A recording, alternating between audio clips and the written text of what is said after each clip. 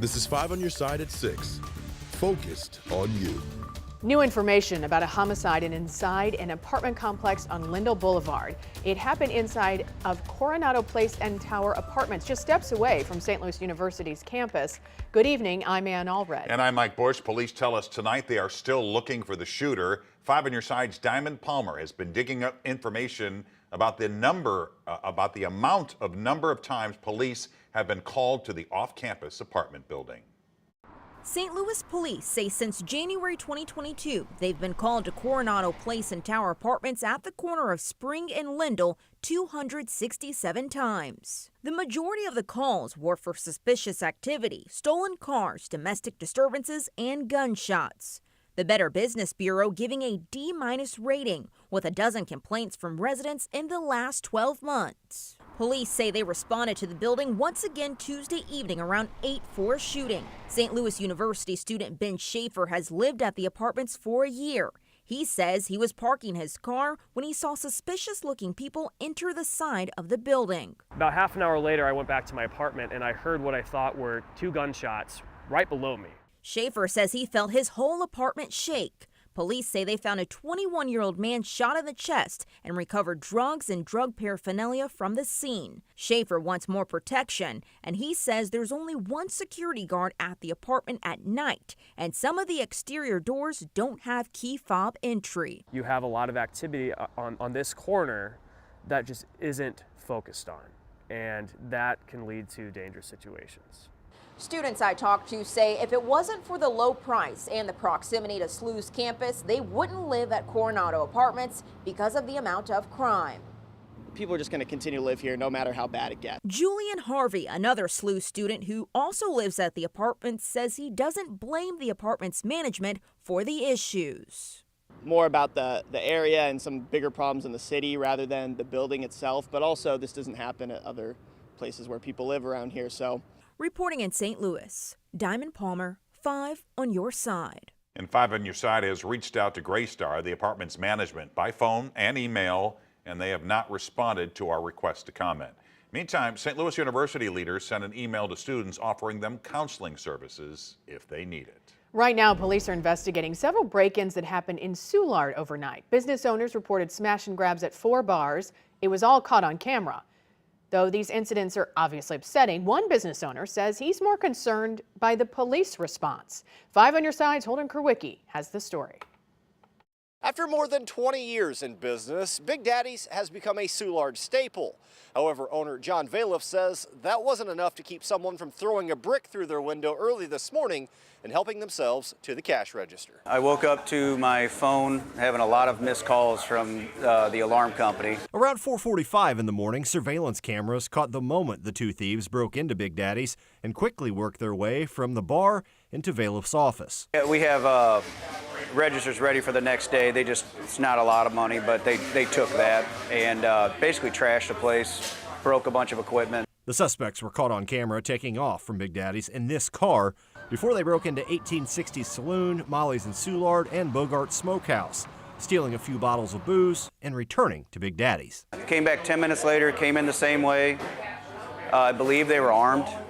The second time they came, when he came in the front door, I could see it looked like he had a handgun on him. Valiff says it took roughly half an hour for police to show up after his silent alarm was tripped. The time frame is concerning. I'm not sure, obviously, I don't blame, I'm pro-police, very high pro-police, but it's concerning. I asked an SLMPD spokesperson if she had any answers about what caused the delayed response. It goes through our dispatching and then it's dispatched.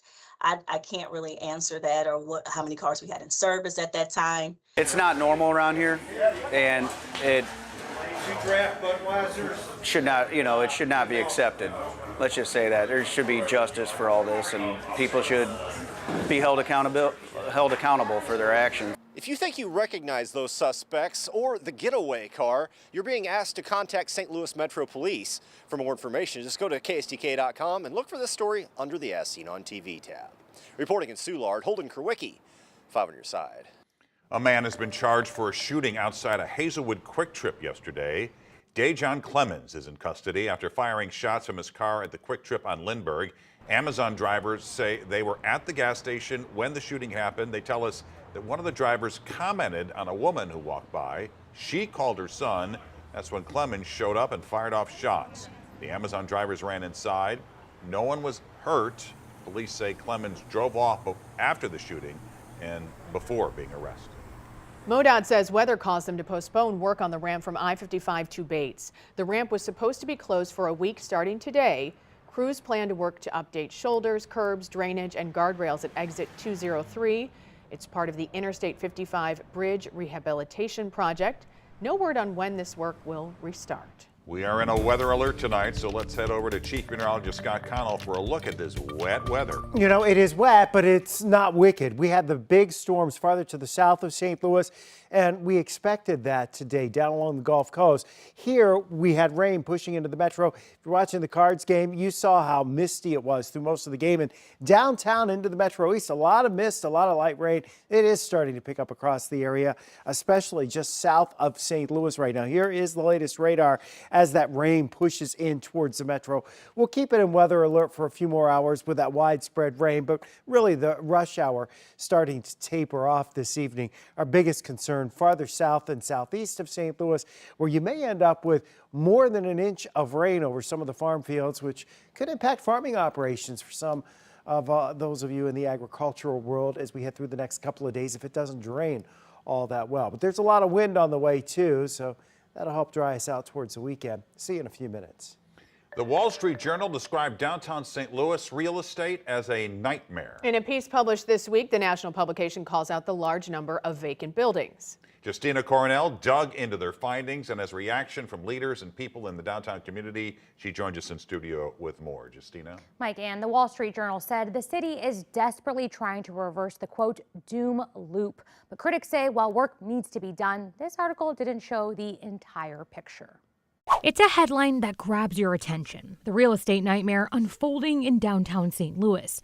The Wall Street Journal published it this week. And when the Wall Street Journal reporter came into town about a month ago, we spent a couple hours walking around downtown and showing him different developments, stores, things that have opened, that have closed. Downtown resident Dennis Bogdanovich showed his city to the Wall Street Journal reporter. Once released, he realized more should have been shared. Data that the Journal uses doesn't count what happens at the Arch, which had highest visitor total in a decade, the Convention Center, everything in downtown West. So from Tucker going to Jefferson, the Stadium, City Hall, Union Station, City Museum. The article talked about the vacancy of the Railway Exchange building and the recently purchased AT&T Tower. It also focused on empty storefronts, the pandemic pitfall, and a big drop in foot traffic, crediting a study from the University of Toronto. In response, Greater St. Louis Inc. shared this image. It said University of Toronto's definition of downtown is in blue, and the actual definition is in light green. The organization believes the data on economic recovery used a smaller portion of the area. We see actually well over 80% return of foot traffic to downtown after the pandemic. That's different from what the Wall Street Journal portrays. So a lot of this that was pointed out in the article, we knew, we've been working on, and I think we're starting to make some progress on. Seeing success is Ucraft owner, opening up this location in 2020. You can expect us to average between 200 to 300 people every lunch. Our revenue's up. And we're looking to expand. All three admit more work needs to be done, and it's going to take multiple players to keep momentum going. We need the entire region to be behind downtown because that is how we are shown to the world. Senior Vice President of Greater St. Louis Inc. points out the success of this past weekend, seeing more than 100,000 visitors downtown for a variety of sports and entertainment events.